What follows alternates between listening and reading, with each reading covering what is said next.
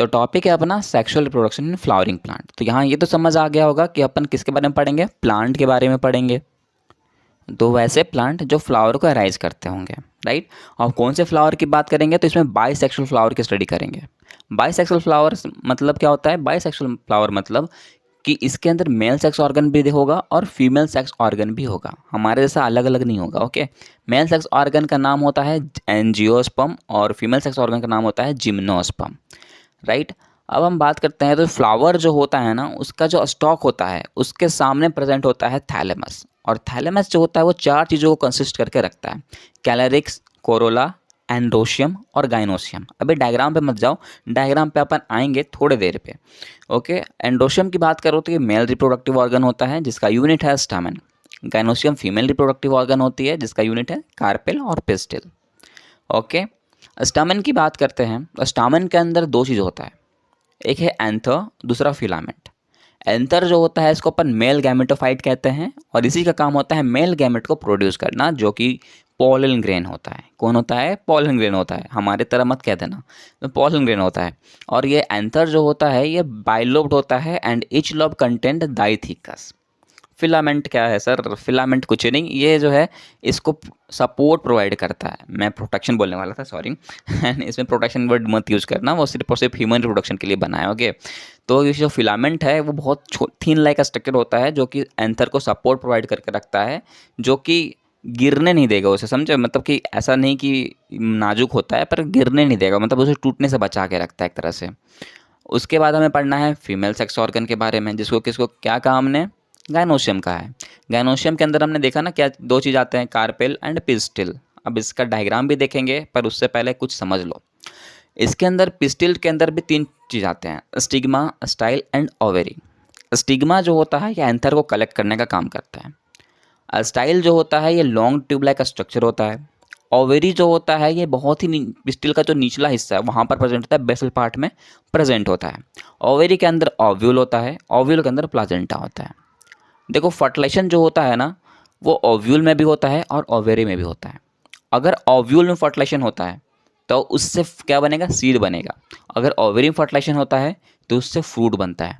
तो चलो ज़्यादा पेचीदा ना करते हुए एक सीक्वेंस को अब फॉलो करेंगे अपन, क्योंकि अपन ने मेल सेक्स ऑर्गन भी देख लिया, फीमेल सेक्स ऑर्गन भी देख लिया, किसका? फ्लावरिंग प्लांट का। तो चलो इसको मर्ज करते हैं, मज़ेदार लगेगा। जैसे कि मेल गैमेट क्या है इसका? पॉलन ग्रेन है। पॉलन ग्रेन सबसे पहले कहाँ जाएगा? स्टिग्मा के पास जाएगा, राइट। उसके बाद कहाँ जा रहा है? स्टाइल के पास जाएगा और स्टाइल से फिर वो ओवेरी के पास जाएगा जहाँ वो फर्टिलाइजेशन करेगा। अगर ओवेरी में किया तो फ्रूट, अगर वो ओव्यूल में कर लिया तो सीड, राइट। कुछ भी दिक्कत नहीं, यहाँ पर कोई भी दिक्कत नहीं होगी। देखो एंथर ने पॉलन ग्रेन को रिलीज़ किया, आया वो स्टिग्मा तक, तो स्टिग्मा ने उसको पकड़ लिया, भाई अब तू मेरे पास आ गया, मैं तुम्हें आगे जाने दूंगा। तो उस प्रोसेस को कहते हैं पॉलिनेशन। तो पॉलिनेशन का डेफिनेशन क्या कहेगा? Transfer of pollen grain from anther to the stigma of a pistil is known as pollination. कितना सिंपल था, कुछ भी नहीं है। पॉलन ग्रेन एंथर से स्टिग्मा तक गया, उस प्रोसेस को कह दिया पॉलिनेशन। अब पॉलिनेशन भी 2 तरह का होता है, self pollination and cross pollination. चलो सेल्फ पॉलिनेशन को एक एग्जांपल से समझते हैं। मान लो एक रोज़ का फ्लावर हमने लिया है, वो रोज़ का फ्लावर कैसा है? बाइसेक्सुअल है।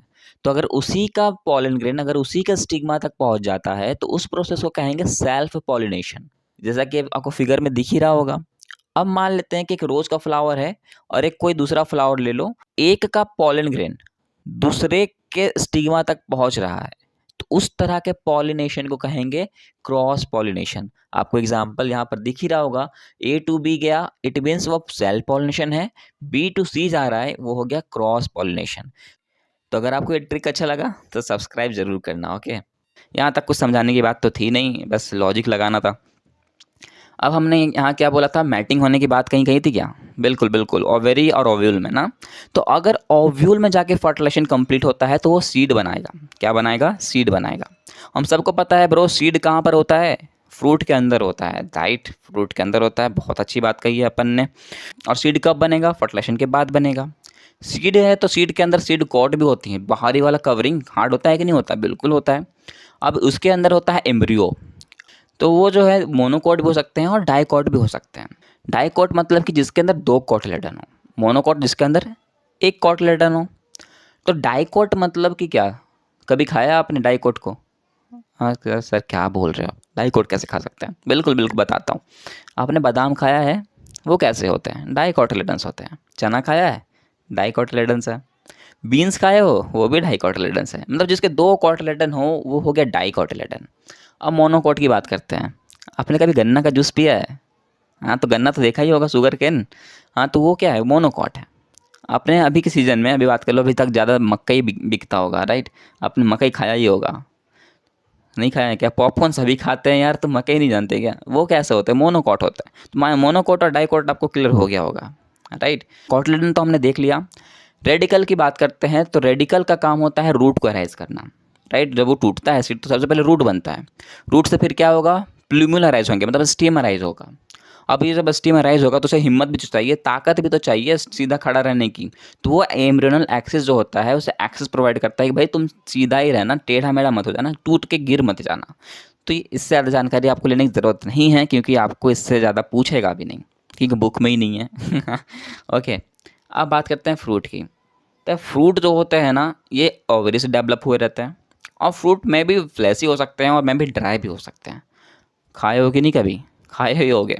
फ्लैसी फ्रूट जिसको अपन आराम से दांत से चबा सकते हैं, जैसे कि केला फ्लैसी है ना, बिल्कुल। अमरूद भी फ्लैसी में आता है।